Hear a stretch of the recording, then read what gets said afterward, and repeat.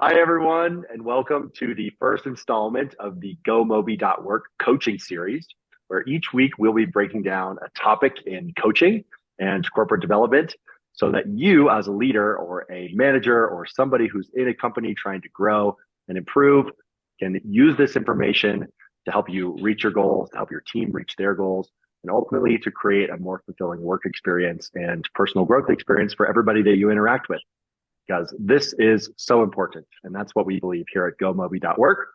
So I'm very excited to have with me today my co-founder and our head of coaching at GoMobi.work, Mr. Zoltan Sarda. Zoltan, you say hello to everybody. Hey, everybody. Good to see you here. Looking forward to this discussion and to this series as a whole. All right. Well, today we are going to have a topic which we find very interesting. And it's something that Zoltan has a fair bit of background working on. And we think it's one of the most overlooked, maybe even least talked about topics in coaching. So we thought this would be valuable for you and something that you can refer to regularly. Zoltan, will you introduce what our topic is for the day? Yeah, and I'll start sharing my screen here. Sure. So we can, here we go. Let me get you out of the way there, Wade, and I'll start the No worries.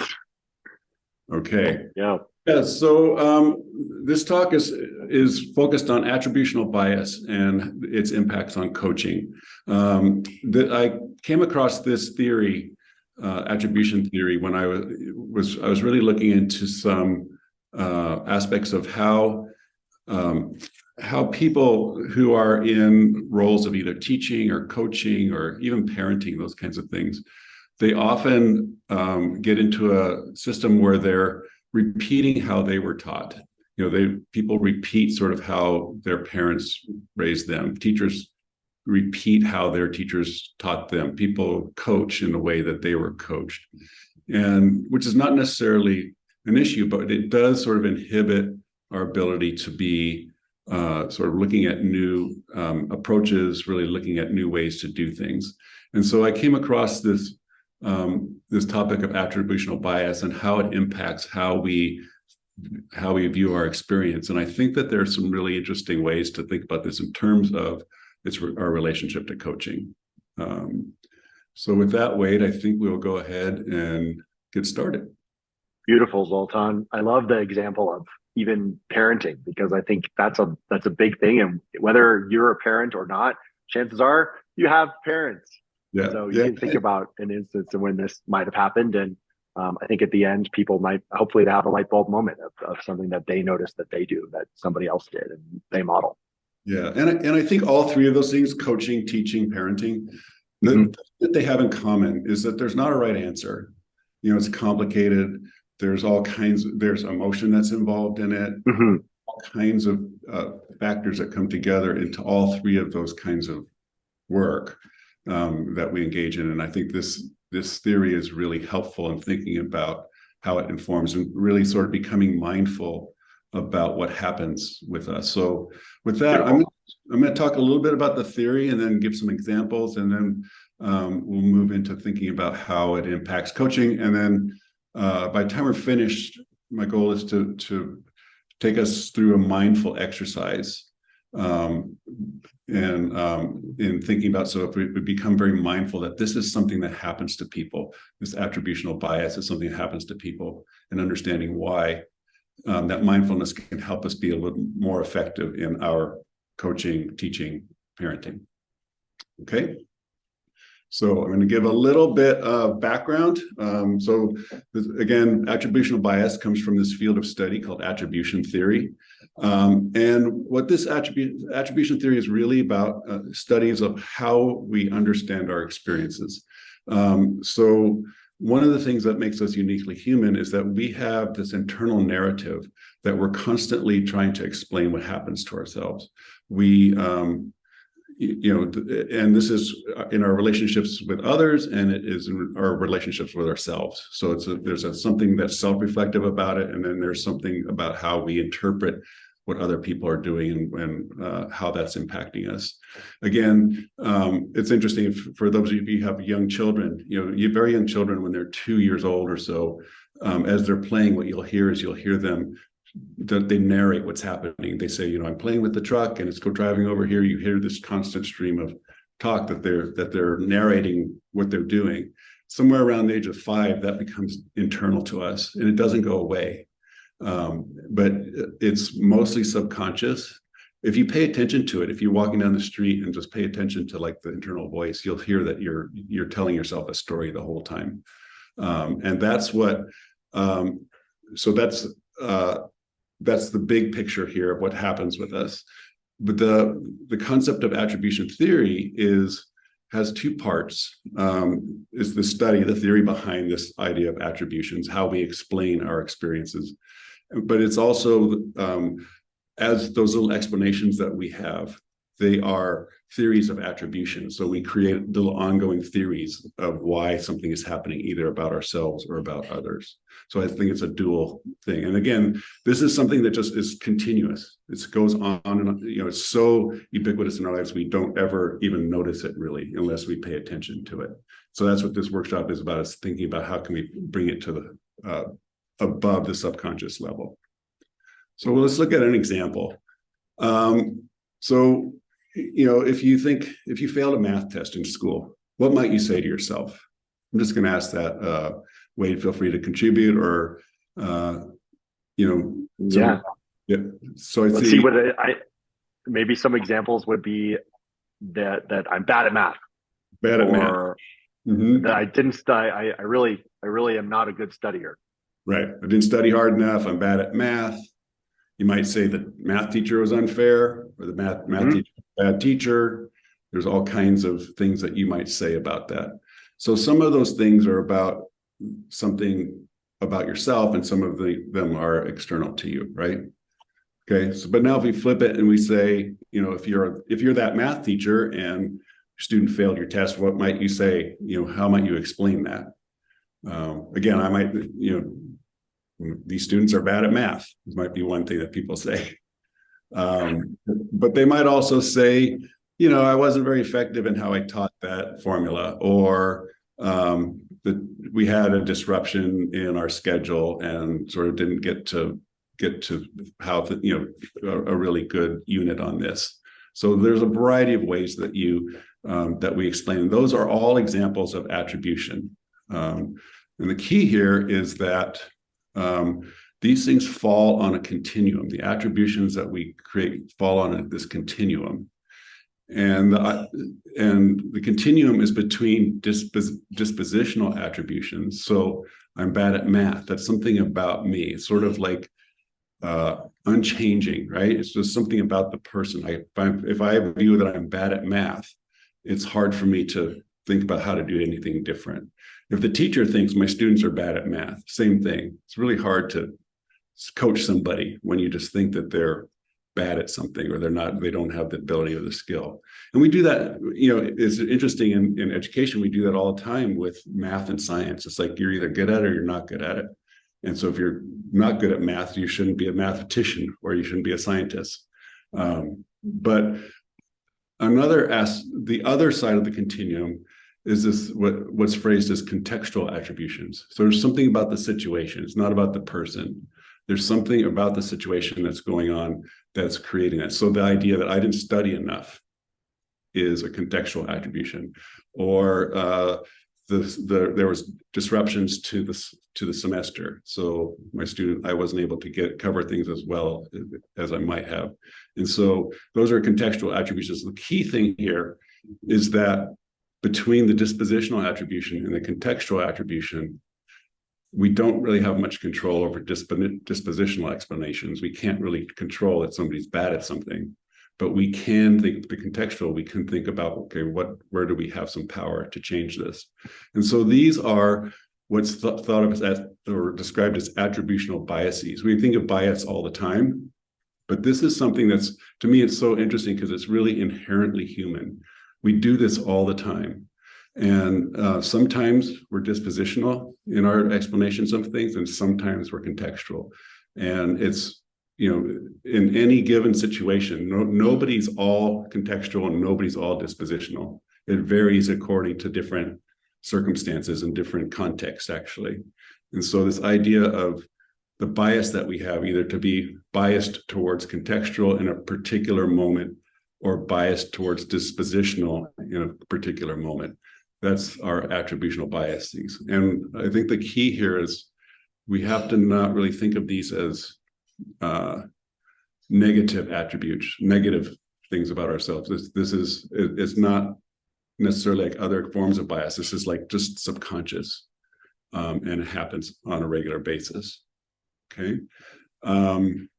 So with that, we're going to move into this idea of some of the explanations that we have that can be dispositional attributions. And I want to focus now for a little while on this concept of dispositional attributions. And as I said before, we don't really have control over those dispositions, and either in ourselves or others if we view them that way. So here's some positive examples. The person's caring, person's confident, person's responsible or timely or influential, persistent, talented, those things. They're very positive examples of dispositions. We also have negative examples. People are mean or defiant or manipulative, uncaring, clueless, irresponsible. We hear these about relationships. We hear these things about people in the workplace. We hear them in all contexts. So there's these positive and negative examples of dispositional attributions. So the interesting thing here is, and again, these researchers have really thought about what are the influences on that contribute to attributional biases, whether a person is contextual in their explanation of something or dispositional in their explanation of what's happening to them. So again, we have our dispositional contextual attribution bias continuum here. And it's really kind of interesting. So if you look at some of the factors that lead to people being more dispositionally biased in their attributions of what happens to themselves or to others, things like stress, an external evaluation of our work, things are in public, people can see them. So that external evaluation in public sort of leads us to be vulnerable in some ways, right? The sense of our own competence, coaching, teaching, and parenting, as we said, those are hard jobs, and as we said before, there's no real right answer. It's just, so that tests our sense of competence all on a daily basis. Often there's time constraints, if there's a rush or there's a deadline or whatever, we've got to push forward with this.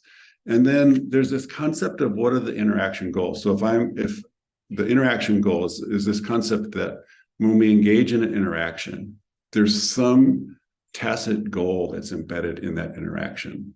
So, Wade, I might see you somewhere and come up and say, hello, Wade, how are you doing? And I have a goal in that interaction, like to connect with you. Or I might say, hey, let's think about this next part of our work. So there's some goal in there that I have a goal that I want of the interaction I want to move forward. So again, much as these attributions are sort of subconscious, those interaction goals are sort of unspoken as well. We don't really think about them much, but pretty much every interaction we have has a goal behind it.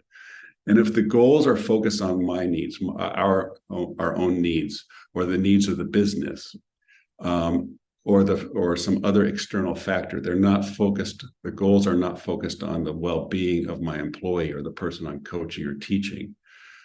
I'm going to tend to be dispositional in my explanations. They have done these studies where they line these up and that they look at these different factors, and they see that people tend to drift over to that dispositional side when these factors are in place.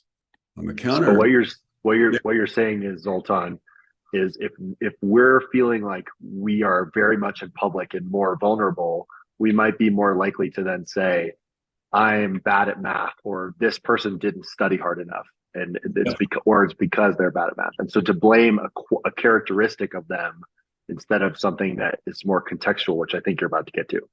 Yeah, exactly. So that idea of, either I'm good at math or I didn't study it, or I'm bad at math or I didn't study enough. that external evaluation, my teacher has evaluated that. That's public. There's some shame involved with that, right?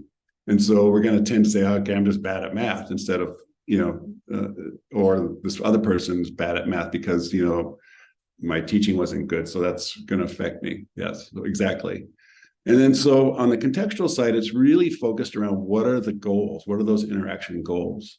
So if the interaction goals, if I'm the coach and I'm really focused on the needs of the employee, like really supporting that employee, and regardless of what else is going on, regardless of what my boss is saying to me, or regardless of the numbers at the end of, end of the quarter or whatever it is.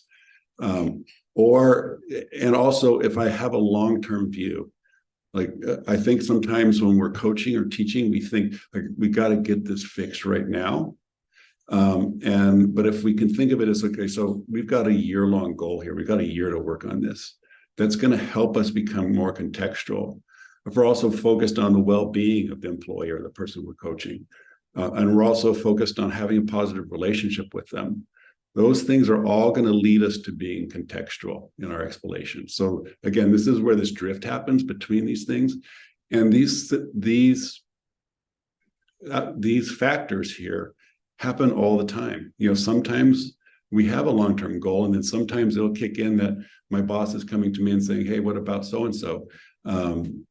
So those things happen all the time in our work with people. So I hope that's making kind of sense as we're moving forward here. The interesting thing also is on the influences on attributional biases. So there are behaviors that come out of those. So if we tend to be more dispositional in our explanation or in our attribution, we're going to be more directive. We're going to be less responsive to what's really going on for that person. There's going to be often a negative emotion coming in there, and there's going to be sort of an intrusiveness. We're going to try and control that person, right? Because really, if we explain, if there's something, if the explanation is that the person is lazy, I don't have much that I can do except to be directive and intrusive in a way, and sort of bossy around that. It's not very useful. If you look at those behaviors, none of them are in the coaching playbook for effective coaching, right? So, but on the other hand, if we're more contextual in our in how we are explaining something, what happens, we're going to be responsive, we're going to be empathetic, collaborative, more open to negotiation, more open to problem solving, more open to getting to what is really going on here. And again, the thing that's really fascinating about this is these are automatic. We don't even think about this. It just happens. One of the ways that they studied this is they've studied mothers with their young children, and they'll study them in two settings. One, they'll go into the home, and they studied all these mothers, like just watching them with their kid, and they'll see their children will do something, and then they talk to them. They have a way of sort of getting at how they don't say, why'd your kid do that, because they want to get at more the subconscious level, and they have techniques for doing that. But in the home, like if a child misbehaves, the parent is more likely to say, oh, it's because he's hungry, or because she's tired, or because she's had a long day, or something like that. There's some kind of explanation that's like that. They then take those same mothers, these researchers, and they go into the grocery store with them, and they observe them in there.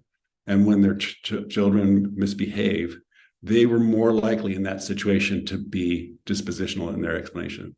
My child's a brat, my child's spoiled. And then they start becoming directive, less responsive, all those sort of controlling things. And the only difference is public. If we go back to here, there's more stress when you're in the store. People are watching you and seeing what you're doing. Everybody's like checking you out. It's like, is that person a good parent or not? It's public. It's like, oh my gosh, I'm a failure as a parent because my child's having a meltdown in the store. And then it's focused on I got to get out of this store with my kid. It's like, that's not about the child's needs. That's about my needs. So again, it's going to lead us to be more dispositional, more these behaviors. Okay. So that's the setup for all this. And I think the key here is to remember a couple of things. That this happens all the time throughout the day. We're contextual or dispositional. There are those factors that can lead us to being one or the other. And so one of the keys, I think, and another piece here is that these things are automatic. They're instantaneous, because so I think part of the process here then is to make these pieces more conscious so that we are aware that this is what's happening and that we can then have some control on that and actually do a mindfulness exercise to get into that way of being more more moving over to the contextual side of the explanation. So again, so here we've got these positive dispositional pieces and we've got some negative dispositional pieces. I think one of the things that I have found is that if we think of these as true dispositions, these are actually the true dispositions that people come with. And I actually, I've had people say to me as well, that's sort of like pie in the sky or whatever. People aren't always that way. But I actually think because human beings are social beings, it's in our DNA to do these things. We wouldn't survive as a social species if we weren't these things. So being collaborative, being confident, being responsible, courageous, persistent, caring, and kind. We are not going to survive as a species if we don't do these. Everybody has this in them. And so this mindfulness trick is to think of these are the true dispositions. These ones are behaviors. They're not, we often think of them as dispositions. Somebody's mean, somebody's selfish or careless or irresponsible. The way we frame them in our mind as we're explaining our situation, we think of those as dispositions, but actually they're behaviors. So this is sort of that mindfulness trick, is to think about having these as behaviors resulting from some unmet need or some unresolved emotion. That little thought process right there is going to instantaneously put me more into an empathetic mode with whoever I'm working with. If I can just say, this person is just behaving this way because something's going on for them, I'm going to be able to be more empathetic. And then, so basically it's a phrase to start with. This person I'm working with is a responsible, caring, thoughtful person, but they're behaving irresponsible and seeming to be lazy because there's something going on. And then the key is to figure out with that person what's going on. But I also think as a manager, as a coach, as a teacher, if I come with that stance from the start, that I'm already in my mind in a problem-solving mode, it's like, I think that there's something going on for this person. I think that there's something, either they have a need that's unmet or they have some emotion that's going on for them. If I come, I've already done half the problem-solving battle, because we often come to people in these sort of heated moments with this concept that this person is irresponsible and lazy. That's not going to go anywhere. But if I come to that person with it firmly in my mind that this person is a responsible, caring, thoughtful person and responsible, even though they're behaving irresponsibly, the resulting conversation is going to go much more in a positive direction than if I start with the other piece. And even if I don't say those things to the person, that you're irresponsible or lazy, still in my mind, it's going to inhibit my ability to, again, get over to those behaviors that are on that contextual side. So I think one of the things to think about is what drives needs and emotions. And so some of these things are external, like some of the things that are going on for an employee could be external issues, something going on in the system. So maybe there are not enough resources, or they don't have enough information or knowledge or context about what's going on. Schedules aren't right, or there's a relational issue. They don't feel like they're part of the team. There's a variety of things that are sort of external to that person. On the other hand, there's internal influences. And these come, and we can do a talk in the future about, and there's a lot online about the, help me out, Wade, the Motivational theory. Yeah. We love theory. this topic. We'll surely do another one of these on it. Absolutely. And there's some good stuff out there already from DC and Ryan is where we draw this work from. But those internal influences, if the employee, they're not sure that they can be successful, if they're not sure that they have the competence, it's going to put an inhibitor on people. It's going to make them behave in maybe a more irresponsible or seeming lazy way, if we're using those as the examples here.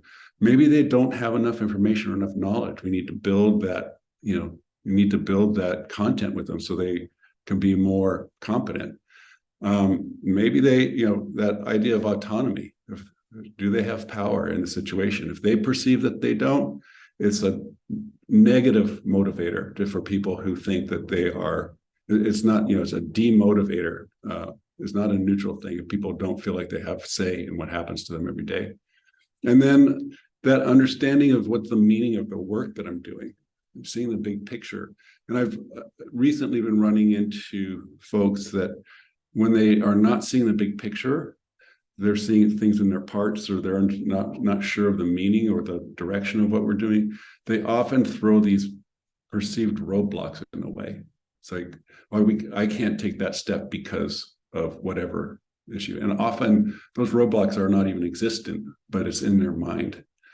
So this idea of self-determination theory is the motivation theory, is that the competence, knowledge, autonomy, and meaning are key factors here that inhibit or can either promote or inhibit our way of being in the world. And so the key now is that if we take these things and we think about, okay, so now I'm coming with that frame of mind that this person is a responsible, powerful, competent employee, and they're behaving in an irresponsible way or in a unproductive way. I can now have, if I use just this list here of some reasons why that may be, these then become the context. So the person is not being able to thrive and do well because they don't have the resources. We're not providing them the resources, or they need some more power in their work.